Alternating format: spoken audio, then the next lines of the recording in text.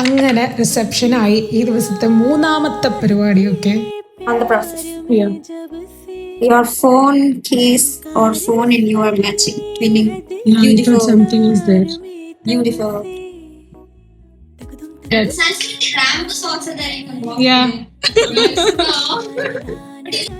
അപ്പോൾ ഇവിടെ ഒരാൾ മറ്റേ ഒരു നോർത്ത് ഇന്ത്യൻ ബഹു പോലെയാണ് റെഡി ആയിട്ടുള്ളത്. പക്ഷേ ഞങ്ങൾ മോഡലായിരുന്നു കോളേജിലൊക്കെ. ആൻഡ് അതിനുശേഷം ഞങ്ങളവിടെ കുറേ നേരം പോയി പ്രഹസനങ്ങളൊക്കെ നടത്തി. എല്ലാവരും ഒരുമാതിരി നോക്കുന്നുണ്ടായിരുന്നു. കാരണം നമ്മളവിടെ ഒരുമാതിരി ഏലിയൻസിൻ്റെ പോലെ. ഇതാണ് അതിഥിയുടെ ഫൈനൽ ലുക്ക്. ഒരു കുറച്ച് വലിയ സംഭവം ഉണ്ടായി. നമ്മൾ പാട്ടൊക്കെ പേ ചെയ്യാൻ വിചാരിച്ചു, പക്ഷെ അവരിപ്പോൾ സമ്മതിക്കുന്നില്ല. അപ്പം അതുപോലെ അതിഥിയോട് പറഞ്ഞ അതിഥി ഞങ്ങളെ വിളിച്ചിട്ടുണ്ട്. So we are just thinking. കാരണം അവൾ കഴിഞ്ഞ ഒരു 5 മാസമായിട്ട് ഇതിന്റെ പിന്നാലെ. ഈ സീനിൽ ഞാനൊന്നും പറയുന്നില്ല, നിങ്ങൾ എന്നെ കണ്ടോളൂ. I mean it felt really cute. Okay, Interview time.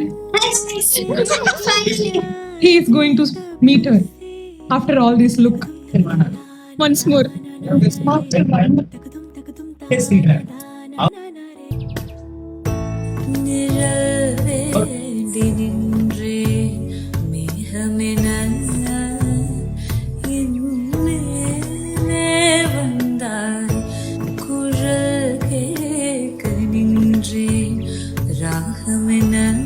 എനിക്ക് ഓർമ്മയുണ്ട്, ഒരു 3 മാസം മുന്നേ ശരിക്കും എൻഗേജ്മെന്റ് കഴിഞ്ഞിട്ട് എന്നോട് വിളിച്ചിട്ട് പറഞ്ഞു അവർ ഫോട്ടോന് പോസ് ചെയ്യാൻ പറഞ്ഞു. ഭയങ്കര ഓക്വേർഡ് ആയിരുന്നു എന്നൊക്കെ. എനിക്ക് അവിടെ നിന്ന് ചിരി വന്നിട്ടൊന്നും Auntie, how do you feel?